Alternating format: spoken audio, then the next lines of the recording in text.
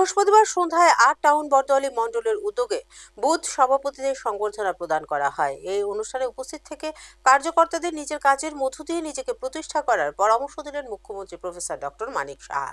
ভারতীয় জনতা পার্টির ৮ টাউন বড়দোয়ালি মণ্ডলের উদ্যোগে বৃহস্পতিবার সন্ধ্যায় রবীন্দ্র ভবনে বুথ সভাপতিদের সংবর্ধনা এবং বুথ কমিটির সদস্যদের নিয়ে এক আলোচনা সভার আয়োজন করা হয়েছিল।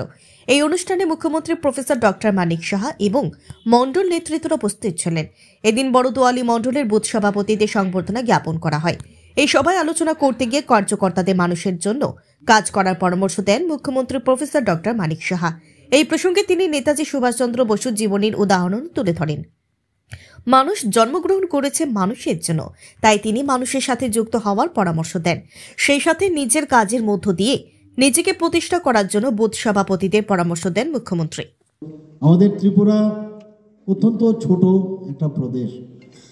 এখানে যদি আমরা তেলেঙ্গানার মতো জায়গা, মধ্যপ্রদেশের মতো জায়গার কথা যদি আমরা তুলনা করি, তাহলে কিন্তু আমরা মূর্খের স্বর্গে বাস করি।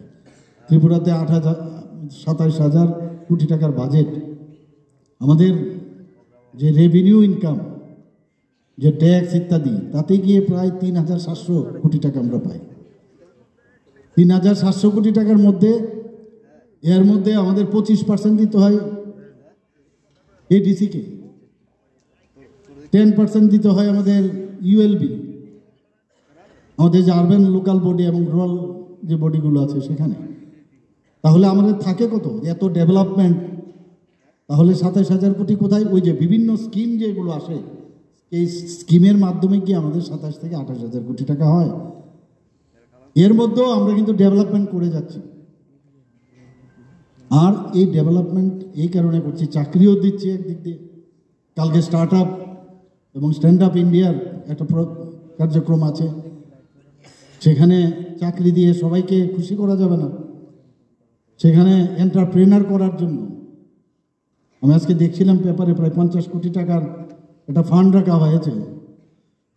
এবং সেইভাবে মানুষকে যাতে এই ফান্ডের মাধ্যমে, ব্যাংকের মাধ্যমে দেওয়া হবে, আমরা অনেকে বুঝিও না, বুঝতে চেষ্টাও করি না যে মাননীয় প্রধানমন্ত্রীজি বলছেন যে সেলফ রিলায়েন্স।